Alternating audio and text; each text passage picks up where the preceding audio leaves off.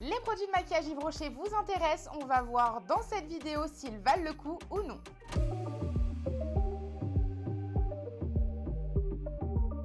Heureusement que j'avais certains produits déjà dans mes tiroirs parce que le maquillage Yves Rocher est excessivement cher. On tape limite dans le haut de gamme et je dis bien entre guillemets puisqu'il y a énormément d'autres produits de luxe beaucoup plus chers. Mais franchement, j'ai été hyper étonnée des prix. Là, vraiment pour le coup, je vais faire un full face. J'ai dû aller acheter quelques petits compléments pour faire un full face. Mais je suis pas du tout une consommatrice maquillage de chez Yves Rocher. Produits de cosmétiques, parfums, etc. Ça m'est déjà arrivé d'en avoir. Mais le maquillage, absolument pas. Donc ma mère m'a donné quelques produits qu'on va tester dans cette vidéo. Pour vous dire là en complément, j'ai acheté donc un fond de teint, la poudre libre, le blush, un bronzer et je crois que c'est tout. Et rien que ça, j'en ai eu pour presque 50 €. Alors que bon, en règle générale, quand je vais dans d'autres magasins de maquillage qui valent terriblement le coup, j'en ai pour 20-30 € pour me faire un full face. Donc, j'espère que les produits de maquillage Yves Rocher valent le coup parce que ça me ferait un peu mal au cul de devoir les mettre de côté. En règle générale, ils vous offrent toujours des petits cadeaux. Là, pour le coup, j'ai eu en format petit un gel démaquillant que nous allons tester également à la fin de cette vidéo pour voir s'il vaut le coup. Le seul produit que je n'ai pas pris, c'est le primer. Il coûtait 25 €. Excusez-moi, mais mon primer de chez The Ordinary, il coûte, je crois, à peine 10 €. Il est très très bien, il a la même contenance, il a une composition qui est vraiment tip top, il vous floute les pores. Vous avez vraiment un effet Photoshop avec, donc je me suis dit que j'allais m'en tenir à celui-ci. On va commencer par appliquer le fond de teint. Donc c'est le zéro défaut fond de teint peau parfaite. Sa texture imperceptible fusionne parfaitement avec la peau pour révéler un résultat zéro défaut au grain de peau prêt. Le teint est naturellement unifié et la couvrance est irréprochable 14 heures durant. J'ai pris la teinte rose sang et je crois que c'est l'une des plus claires et je trouve quand même qu'elle est assez foncée. À la base, je pars sur des teintes plutôt beige, mais pour le coup, le beige était orange. Je vais mettre 3 pompes.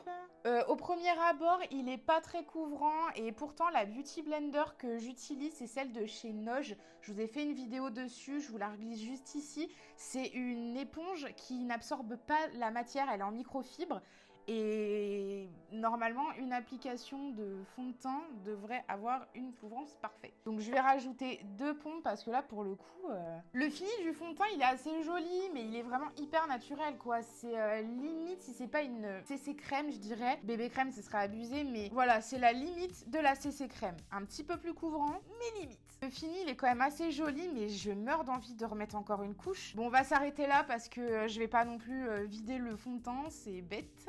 L'anti-cerne que je vais utiliser, ça fait déjà très longtemps que je l'ai. Je l'utilisais énormément avant, mais depuis que j'ai lancé ma chaîne YouTube, j'ai découvert énormément d'autres anti-cernes et je l'ai un petit peu laissé à la trappe, je vous avoue. Donc là, ça fait peut-être 1 an que je ne l'ai pas utilisé, donc on va retester ça. Donc c'est le anti-cerne haute couvrance lumière. Ok, donc déjà la teinte, c'est jaunâtre. Oh, la vache, c'est hyper jaune, je mettais vraiment ça avant. Oh, mais Estelle, tu savais pas te maquiller, c'est pas possible. Oh, c'est hyper jaune. La couvrance, elle est quand même assez présente.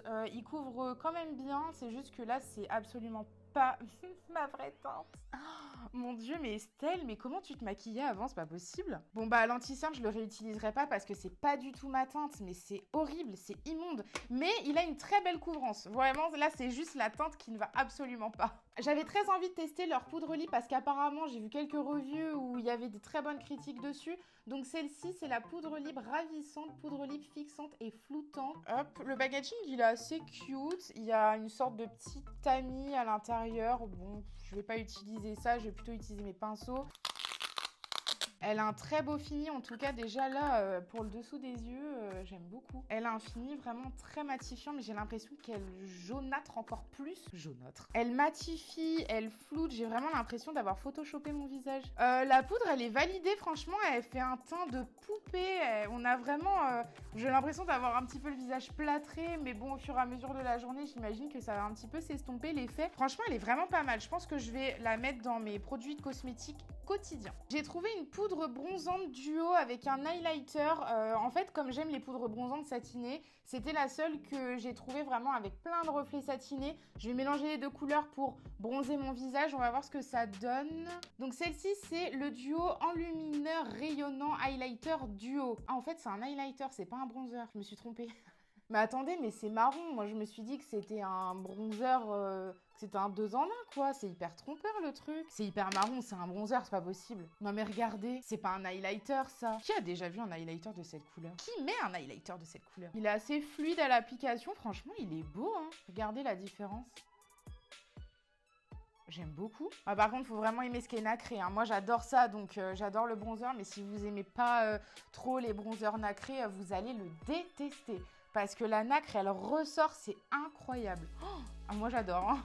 Il a à la fois un effet un peu naturel, satiné. Il est très, très pigmenté. Faut vraiment pas en prélever énormément. D'ailleurs, là, j'en ai plus ici que là. On va tester le blush. Franchement, regardez-moi la taille du truc. Il m'a coûté, je crois, 15 €, un truc comme ça. Mais regardez comment il est tout petit. Il a combien de grammes? 4 grammes. Il est rikiki. Franchement, excusez-moi Yves Rocher, mais... je trouve ça un peu abusé, les prix pour la contenance des produits où il est tout petit. Celui-ci, c'est le Rose Capucine. Bon, les noms sont assez jolis. Oh, il est beau. Oh, tu vois peut-être un peu ton prix quand même. Ah, franchement, le blush, il est grave validé. Il est trop mignon. C'est limite un format voyage, quoi. Je pourrais le glisser dans mon sac à la limite. On passe au sourcil. Donc, c'est un crayon que ma mère utilise quotidiennement. Je crois que la teinte est beaucoup trop claire pour moi. Mais on va quand même le tester parce que j'ai jamais essayé les crayons à sourcils de chez Yves Rocher. Là, ils sont vraiment pas mal parce que vous avez un côté goupillon. Donc, je vais l'utiliser pour enlever le surplus de poudre. Et ensuite, de l'autre côté, vous avez le crayon. Ah, je vais faire mes sourcils un peu à l'ancienne parce que ça fait longtemps que j'utilise plus de crayon. Il est trop clair pour moi. Après, il est assez marquant. Il est pas trop crémeux, donc ça, c'est bien. Je dirais qu'il est même plutôt... Il tire plus vers le sec que le crème. Donc, c'est plutôt pas mal. Moi, j'aime bien les crayons plutôt secs que crémeux. Juste la couleur n'est absolument pas adaptée à ma carnation de sourcils et de cheveux. Si vous avez juste besoin de faire un peu de remplissage, combler quelques trous et que vous aimez faire vos sourcils au crayon, franchement, il est pas mal. Oh, ça faisait longtemps que j'avais pas fait mes sourcils comme ça fait bizarre. Le crayon à sourcils, franchement, il est pas mal, il est validé. Alors, pour les yeux, j'ai retrouvé au fin fond de mes tiroirs deux crayons, un brun et un prune. Alors, le brun, il n'y a plus de ligne, donc bon, bah, poubelle. Et le prune, je vais l'utiliser pour faire un trait d'eyeliner fumé. Et je crois à mon souvenir qu'il était quand même assez bien, donc on va essayer. Il est assez crémeux, la couleur c'est pas vraiment prune, c'est quoi la couleur? Il est peut-être un peu sec, mais je dirais que c'est peut-être parce qu'il est un peu vieux aussi. J'ai ramené un pinceau plat et on va venir donc définir le trait de liner et flouter un peu le tout. Il est pas hyper pigmenté, hein. Bon, j'ai un petit peu chauffé la matière et puis finalement, il est quand même assez pigmenté. C'est des couleurs qui sont quand même assez douces, pas très tendance. Mais moi, j'aurais voulu un violet peut-être un peu plus peps. Et là, c'est pas trop le cas. Mais franchement, il est validé. Ils sont plutôt pas mal, hein, leurs crayons chez Yves Rocher. Ils sont assez pigmentés. Il est ni trop gras, ni trop sec. C'est vraiment un entre-deux. Donc franchement, il est pas mal. Et pour pouvoir faire les liners un peu fumés, je trouve qu'il est pas mal. Bon, s'il vous plaît, ne vous moquez pas de mon deuxième trait de liner. J'ai vraiment galéré. Bon, le crayon, en soi, il est validé. C'est pas de sa faute. C'est moi qui ai eu la flemme d'aller chercher un taille-crayon pour pouvoir le tailler et avoir plus de précision. Donc, en soi, il est validé. Ni trop crémeux, ni trop sec. Pour faire un liner fumé, ils sont vraiment très bien, leurs crayons. Ma mère a découvert un de leurs mascaras qui apparemment fait des cils incroyables, mais regardez la pointe du mascara, elle est minuscule, on dirait qu'il n'y a rien. Elle m'a dit que quand elle l'avait ouvert, elle s'est demandé si le truc n'était pas resté à l'intérieur. Ce mascara, c'est le Vertige Longueur et c'est tout. Bah, en tout cas, si vous aimez les cils très démêlés, il les démêle, c'est incroyable. À chaque passage, vous êtes sûr qu'ils se prennent bien dans les petits picots et qui se démêlent super bien, quoi. Par contre, on doit mettre combien de couches? Parce que du coup, comme c'est tout petit, ça dépose très peu de matière. C'est pour avoir un effet peut-être naturel, mais plus long, je sais pas. J'aime pas trop le résultat, là. Enfin, en tout cas, c'est pas le genre de cils que j'aime bien. Là, je viens de remarquer un avantage de fou qu'il a, c'est qu'il est tellement fin que vous en mettez pas partout. Et ça, c'est vraiment génial. Pour les cils du bas, il est vraiment pas mal parce que pareil, il vous évite de vous faire des taches, il les démêle bien, il dépose pas énormément de matière.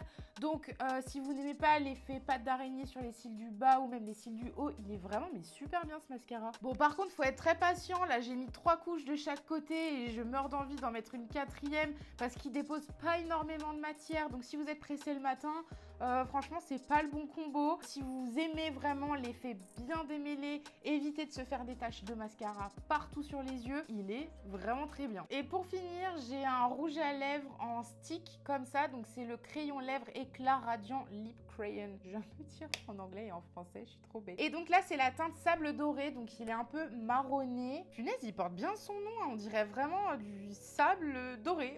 C'est très sympa. Après, c'est pas le genre de rouge à lèvres que personnellement j'aime bien.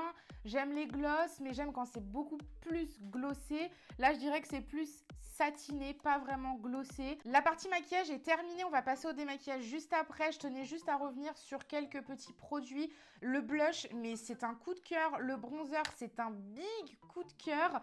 Le fond de teint, je vais le réutiliser, mais vraiment plutôt, je dirais, pour la vie de tous les jours, quand j'ai pas envie d'avoir un teint beaucoup trop marqué pour mes vidéos, mes photos Instagram par exemple. Et la poudre libre, franchement, je trouve qu'elle a un rendu magnifique. Les produits Yves Rocher sont vraiment validés. Les autres produits Yves Rocher, je les valide pas en tout cas, ça va pas rentrer dans mon quotidien. Le crayon, j'ai pas envie de lui jeter la pierre dessus parce que ça fait vraiment très longtemps que je l'ai, donc je pense qu'il a quand même vieilli. Le crayon à sourcils, je trouve qu'il est pas mal si vous aimez les crayons, il est vraiment très bien. Et le combo goupillon crayon, c'est vraiment pas mal. Bon, on va passer à la partie démaquillage puisqu'ils m'ont offert cette petite gelée démaquillante. Donc, c'est la gelée marine démaquillante 3 en 1 à la micro-algue pour tout type de peau. Visage et yeux, démaquille, nettoie et détoxifie la peau. Ça a une odeur assez, marine. C'est très frais. Ouh! La texture, elle est... c'est de la gelée, quoi. Bon, on va tester déjà avec ça. Oh, ça démaquille bien, hein. La vache. Ah, je trouve que ça démaquille super bien. Oh non, ils vont me faire acheter un truc. J'ai l'impression que ça démaquille mieux que l'huile. Ah, par contre, faut en mettre beaucoup. De l'huile, j'en mets beaucoup moins que ça. Bon, je vais aller rincer tout ça, mais en vrai, je sens que la matière, c'est grave décroché. Ça démaquille rapidement, j'ai pas eu besoin de frotter trop au niveau des yeux. Bon, après, ils disent démaquillant 3 en 1, ça nettoie, etc. Pensez quand même à vous nettoyer le visage après. Le démaquillage, ça ne suffit pas. Il faut vraiment nettoyer le visage après parce que le maquillage reste incrusté dans vos pores et le démaquillant permet uniquement d'enlever ce qui est à la surface. Et pour pouvoir enlever le maquillage qui reste incrusté dans vos pores, il faut nettoyer en profondeur votre visage matin et soir. Je suis allée rincer le tout, j'ai rien fait d'autre. Comme ça, vous pouvez voir l'état de ma peau. On voit qu'elle est vraiment entièrement démaquillée. Je sens qu'on a vraiment l'impression qu'elle est nettoyée. Mais très sincèrement, je vais aller terminer mes soins après et je vais quand même nettoyer en profondeur ma peau. À la différence de l'huile qui va vraiment décrocher le maquillage, la gelée, en tout cas cette gelée-là, on a l'impression que le maquillage, c'est un peu comme s'il était en train de s'effriter et que ça vous fait plein de petites particules. On a vraiment une sensation de fraîcheur et de peau entièrement nettoyée. Si vous êtes arrivé jusque-là, je vous remercie. N'hésitez pas à venir me rejoindre sur TikTok, sur Instagram. Je suis très active. Vous posez des questions si vous le voulez. Je réponds à tous mes messages. Vous abonnez si ce n'est pas déjà fait. Je vous fais plein de gros bisous et je vous dis à la prochaine.